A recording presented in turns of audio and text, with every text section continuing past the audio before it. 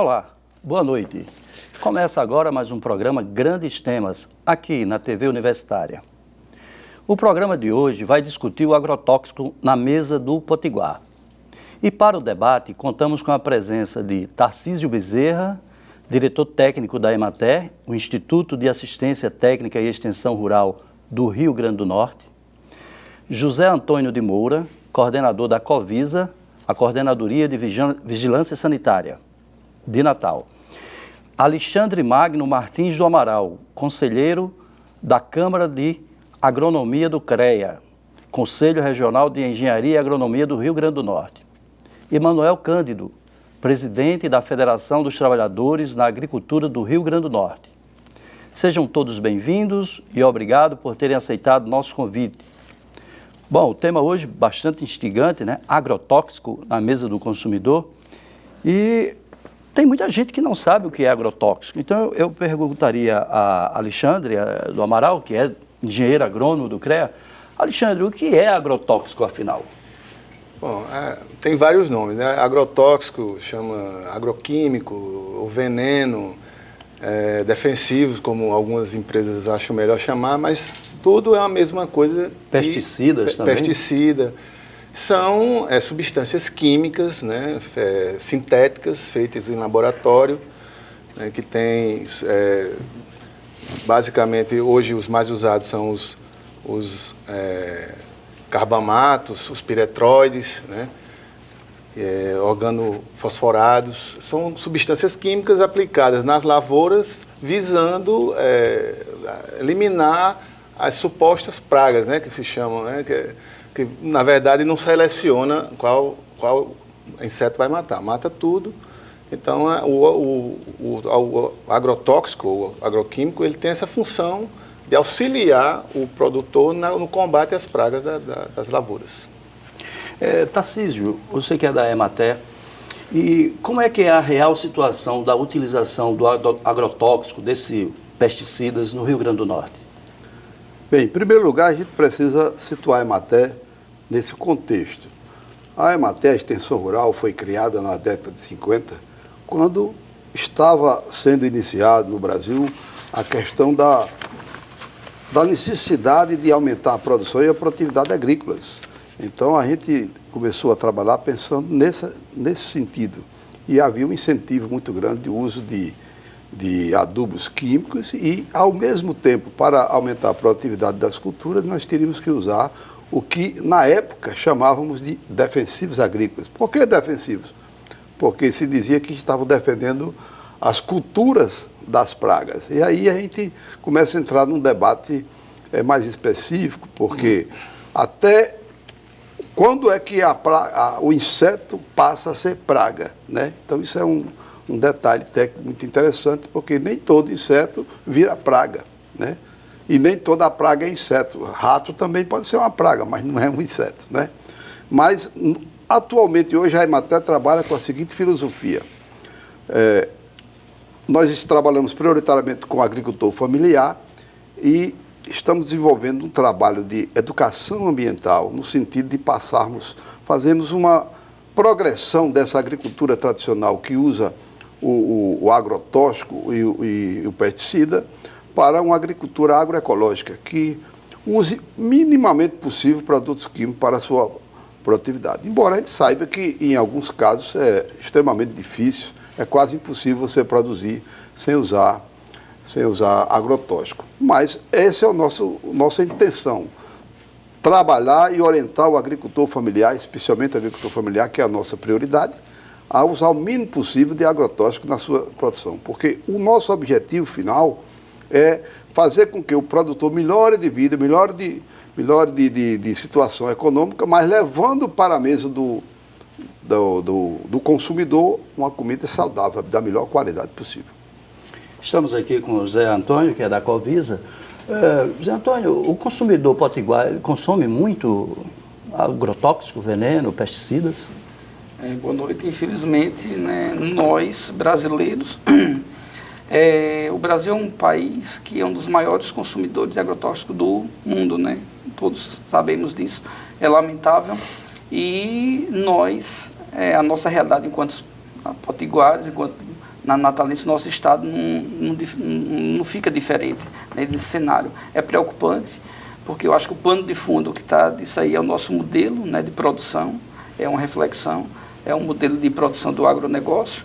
Então, com as monoculturas, né, esses índices, estudos, né, revelam que nessas localidades você tem maior índice de intoxicação dos trabalhadores, índice de contaminação, né, no alimento, no ambiente, porque ele não se limita a isso, ao alimento. Ele está presente no meio, né, é no solo, chegando até migrar, é no ar, né, dependendo da forma de aplicação, é o ar, é o solo, é a água, contamina nos rios, águas, lençóis, até o lençol freático.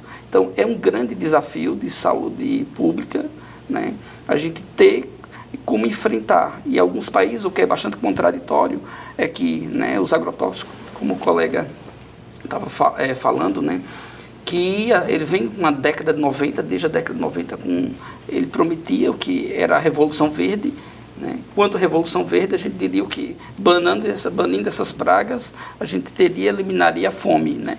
Então, o nosso país, inclusive os bancos públicos, né, grandes incentivadores, né, os empréstimos estavam condicionados a parte desse empréstimo para consumo, né, dos chamados defensivos agrícolas, né, que são os agrotóxicos.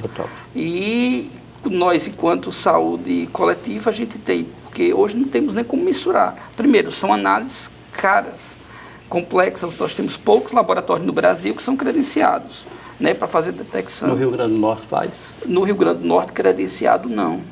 Né, hoje temos aqui o FRN, um laboratório, mas enquanto laboratório de saúde pública, não.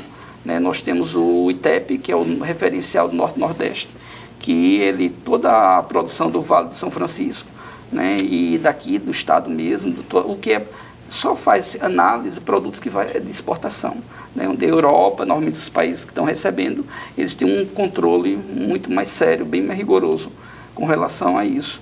E nós, como essas análises são caríssimas, né, e temos, né, contas na palma da mão,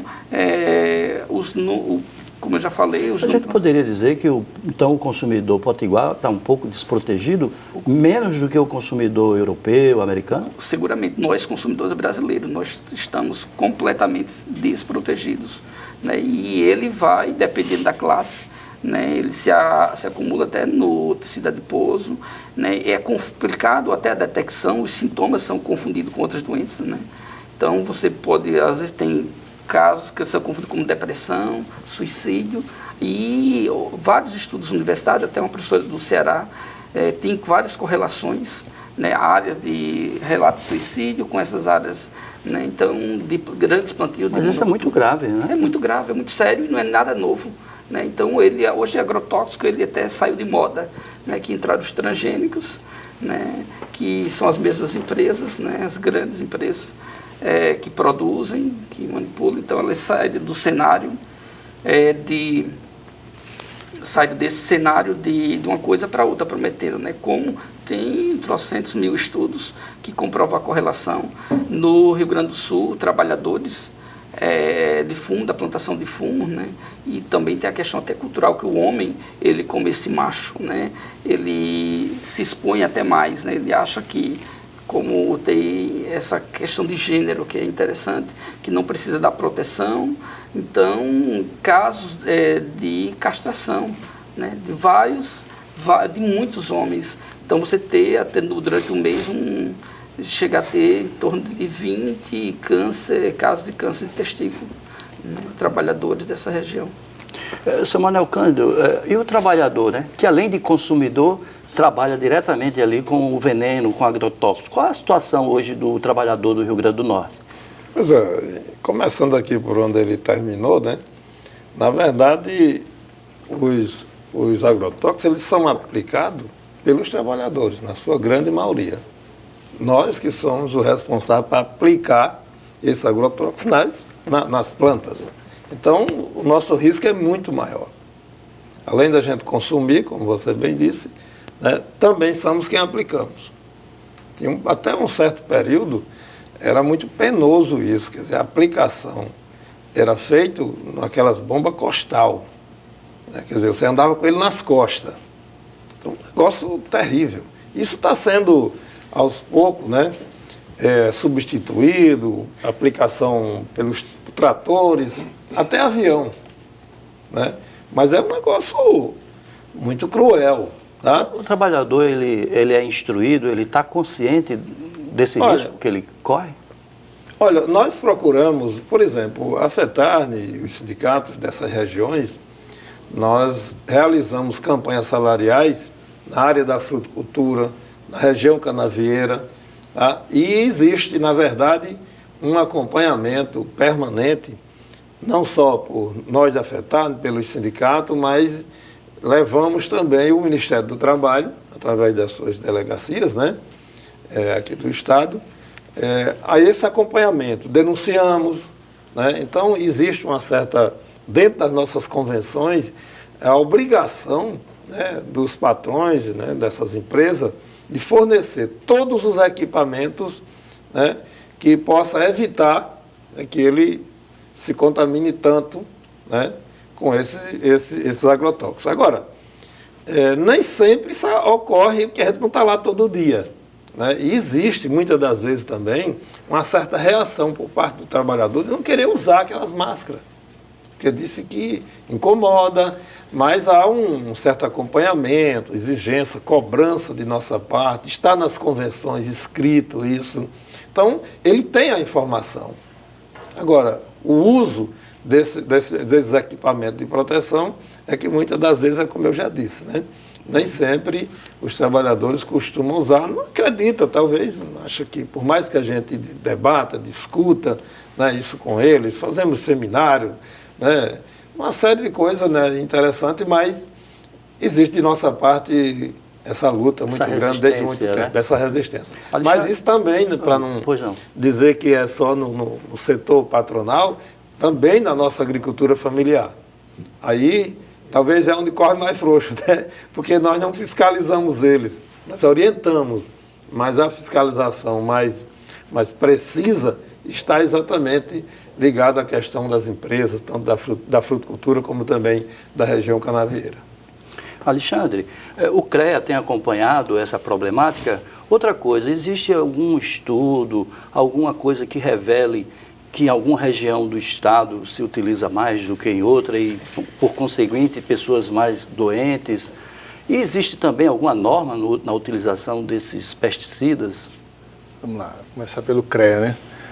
Na verdade, o CREA ele tem uma fiscalização no âmbito do profissional, né? Do profissional engenheiro agrônomo ou técnico agrícola. E há uma fiscalização por parte do CREA às empresas com CNPJ, que se utilizam dos agroquímicos.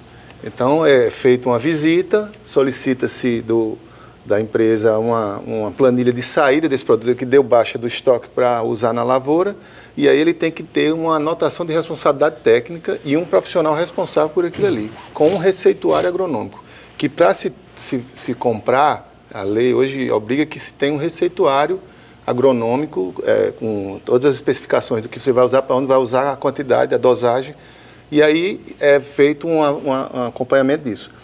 Mas aí fica no âmbito disso aí, né? O CREA acompanha essa parte da responsabilidade técnica. Se esse produto está sendo utilizado de forma errada lá no campo, aí o CREA não tem esse alcance, não. Aí fica mais para os órgãos, né, como o IDIARNE, como o IDEMA, outros órgãos. Com relação a normas, eu acho que com relação à dosagem, você fala, todo produto, todo agroquímico tem uma dosagem específica para ser utilizado naquela determinada praga. E também tem que estar registrado, né, pelo MAPA, Ministério da Anvisa, para ser utilizado aqui no Brasil, né? Então, e tem que ser daquela cultura e para aquela praga específica. Então, não tem gente que, eu vou comprar esse porque esse mata. Não, mas tem que estar. Então, tem um conjunto de regras, sim, que tem que ser obedecido. E quem faz essas regras acontecerem, junto com os trabalhadores lá, são os responsáveis técnicos, né, que dão orientação. Tal. E tem outra pergunta que eu não me recordo. A região do estado que pode ocorrer mais incidências de casos em decorrência do uso? Eu vi lá nessas regiões, grandes produtores de frutas, né, aqui na região de Açu, na região do próprio Apodi, Mossoró, eles têm muitas indústrias e um relato que eu vi com relação a esses aviões, que até foi mencionado aqui, e que quando ele passa, ele tem uma abrangência muito grande, ele se espalha muito e está alcançando vilarejo, comunidades e está causando problemas, né? Então, dessas regiões que têm maior quantidade de empresas com fruticultura, principalmente. Tarcísio, eu sei que a Emater é um órgão de fomento, de desenvolvimento, de tecnologias, de orientações, mas você tem visto, pela sua experiência, né, na área da agronomia, da agricultura, se o papel do Estado tem sido condizente com esse grave risco, com essa questão tão preocupante? O Estado, na verdade, tem falhado bastante nesse aspecto. O Estado que eu falo assim é o Estado como todo, federal, estadual, os municípios, né? Existem estudos que dizem que, voltando ao assunto do nosso companheiro ali, que o brasileiro consome 5 litros de pesticida por ano. Realmente é uma dosagem cavalar, se é que esse estudo realmente pode ser constatado que é verdadeiro.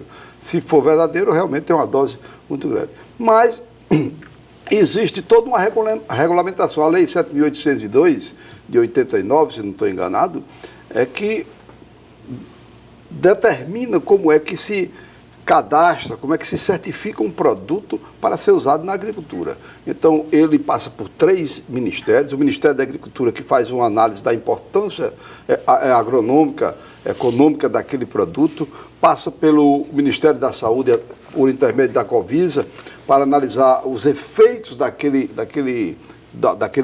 agrotóxico na saúde humana e passa pelo IBAMA, que é o Ministério do Meio Ambiente, para verificar o problema que aquele produto pode provocar no meio ambiente. Mas a gente precisa analisar uma coisa. O nosso estado é um estado pequeno. O agronegócio não é tão poderoso aqui, embora seja muito forte na região do Açu, Mossoró, ali do Apodi, porque é onde está concentrada a fruticultura irrigada. Então a gente vê com muita preocupação o uso, principalmente o uso indiscriminado. O agrotóxico em si, eu sei que ele é um mal, hoje talvez até ainda necessário para a produção, porque se a gente precisa analisar que aquele pessoal, inclusive pequenos agricultores familiares que produzem irrigado lá naquela região, eles têm que seguir o ritmo de combate à praga. Por exemplo, quem produz cucurbitácea, quando for vender essa cucurbitácea, melancia, melão, para o exterior, ele não pode correr o risco de chegar esse produto no exterior, na Europa ou nos Estados Unidos, com o óidio, porque o produto será devolvido e ele vai ter um prejuízo imenso. Mas houve uma evolução dos inseticidas, não quer dizer que eles sejam bonzinhos, não. Saiu organoclorado, organofosforado, os piretroides, eles realmente já têm um poder vamos dizer assim, tóxico menor, mas não quer dizer que as pessoas sejam imunes a isso. Então, por exemplo, o Decídio, que é muito usado no controle do oídio lá do melão, então o pessoal já está acostumado. Ele aplica o produto 5 dias antes de exportar, porque ele tem 3 dias de carência para sair o efeito. Porque se ele aplicar no dia, quando chega lá, a União Europeia vai detectar que foi aplicado fora do prazo. Então, mas ele tem que aplicar o produto porque o pequeno agricultor, nós estivemos visitando agora a região do Pau Branco. O pequeno agricultor, eles lá têm 400 hectares, cada um tem 8 hectares irrigados. Mas eles estão vizinhos, um cara que tem 500, 1.000 hectares. Quando o avião vem que pulveriza, o que é que acontece? Aquela praga, aquelas doenças que estão naquela área do agronegócio, aquela área maior, eles vão migrar necessariamente para a área pequena, então eles têm que fazer a mesma coisa. Agora, outubro e novembro é a época que haverá uma concentração maior de uso desse produto, porque as cucurbitáceas estão amadurecendo. Nós vemos com preocupação e entendemos que a solução para isso, ou pelo menos um arremedo de solução, o começo de uma tentativa de solução, é a educação ambiental. Por isso nós criamos na própria matéria... Mas o pesticida ele não é só utilizado, o agrotóxico, ele não é só aplicado na hora da produção, parece que ele também é utilizado no armazenamento, no transporte, é isso? Sim, em várias etapas do processo produtivo, e se aplica o agrotóxico até na própria semente para preservar na germinação já nascer livre de alguma doença, de algum inseto, de alguma praga. Então, realmente é uma coisa muito, muito perigosa, tem que ter muito cuidado. E a educação ambiental, eu quero reiterar isso, que a educação ambiental é fundamental para que, ao ser obrigado a usar o produto, se use da forma mais correta possível, menos indiscriminada possível, para que o menor dano possa ser causado à população e ao produto, que é o mais importante, é o produto que vai para a mesa do consumidor. O agricultor que faz a aplicação, esse tem que ter consciência profunda, o agricultor familiar tem que ter consciência profunda do risco que ele está causando. Ele não pode, por machismo ou por qualquer outra coisa, querer se expor a um produto químico. Isso é uma loucura total. Isso aí já não seria mais machismo. Aí já seria mesmo a idiotice, né?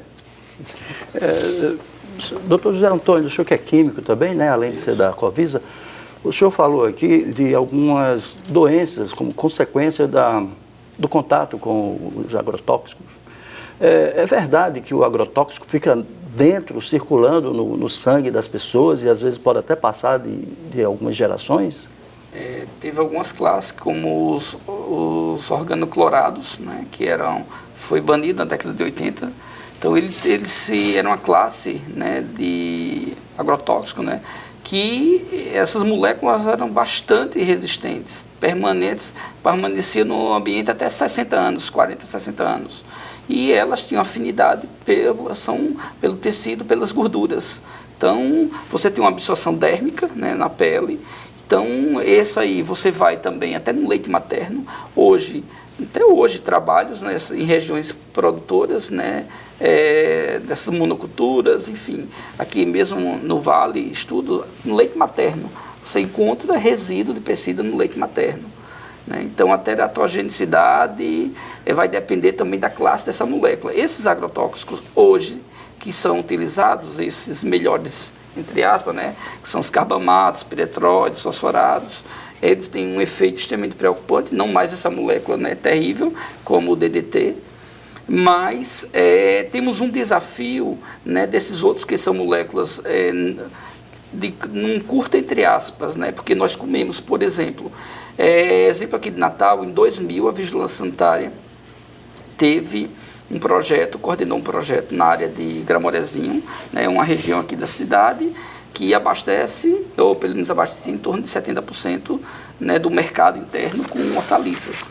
E é uma região, né, você tem um Rio Doce ali, uma região de produção da agricultura familiar. E aí o que a gente percebeu? Que tem várias pontes, essa questão dessa orientação, né, que a Emater tem um papel assim fundamental, sendo que eles têm limitação. Infelizmente, né, teria que ter muito mais bem instrumentalizado, muito mais estruturado. Porque, no fundo, eu acho que estudos revelam isso, que essas pessoas, os trabalhadores, eles estão muito expostos. Né? Essa questão da capacitação é muito complexa, o rótulo dessas embalagens não são simples, é aquela informação. E na nossa pesquisa que a gente fez, abrangiu o trabalhador, né? Levamos o médico do trabalho, foi um projeto que fizemos, que o Ministério da Saúde aprovou, teve recurso. Então, levamos médico do trabalho em loco, fizemos uma análise da acetilcolinesterase, que é um exame para ver exposição ocupacional desses trabalhadores a isso. Então, ia coletar sangue dessas pessoas lá dentro da horta. Ia lá, pessoas que nunca tinham feito o exame de sangue, o médico ficava na própria comunidade para fazer uma anamnese clínica desses pacientes. Também fizemos análise de hortaliças, que levávamos para Recife, para o ITEP, Instituto Tecnológico lá de Alimentos, e também análise até da água, né, dos mananciais. A gente teve uma grande preocupação de percepção, de como essa informação... Primeiro, nós temos dois grandes desafios, né? Além do nosso modelo, digamos, de economia, de como ele se está, né, o agronegócio, que isso é um problema, é o pano de fundo, né, um desafio de como chegar, outro desafio de como trabalhar boas práticas agrícolas, porque esse quadro só se reverte trabalhando boas práticas agrícolas. Tem que ter perna, o Estado tem que enfrentar isso, a sociedade tem que entender. E quando nós chegamos lá, essas pessoas não tinham noção do que era, dizer, por favor, até a bomba costal, como ele falou, mencionou, a gente viu, essa que ainda utiliza hoje, não só aqui, mas em várias partes. O Brasil, infelizmente, os pequenos produtores utilizam a bomba costal. Então, como é que você prepara? Né? Ele diz tantas gotas. Então, a gente pediu para preparar, para ver. Então, até a concepção de gota, o que é uma gota? Gota, para ele dava uma viradinha no frasco. O que caía era uma gota. Então, isso é muito sério, porque você tem algo que é extremamente concentrado, né? Então, essa informação não é clara, a percepção de risco, muitas pessoas, porque incomoda, como ele falou, a máscara incomoda, a gente está fumando, né, a direção do vento. Então, assim, o Estado, ele, lamentavelmente, ele não tem eficiência, né? Ele não consegue estar... Então, realmente é um trabalho que... hoje, felizmente, então essa comunidade a gente andou, se organizou, depois teve um trabalho muito bom que tem a atuação da promotoria do meio ambiente, né, com um trabalho que acho que a doutora Gilca da Mata fez em parceria com Petrobras, enfim, que está tendo, junto à Emater, né, vários órgãos, né, a saúde, para tentar trabalhar órgãos ambientais, mudar esse modelo de produção, né, para migrar para uma produção orgânica. Sr. Manuel Cândido, o trabalhador, como a gente viu, o senhor reforçou, está muito exposto. E o senhor falou também que até o agricultor familiar, aquele que planta para a sua subsistência, e talvez até para vender ali na feira, também está muito exposto. O Estado, ele tem ajudado na fiscalização? Mas, Sr. Manuel Cândido, eu queria pedir um intervalo, o senhor vai responder daqui a pouquinho. Vamos para o intervalo e voltamos já já.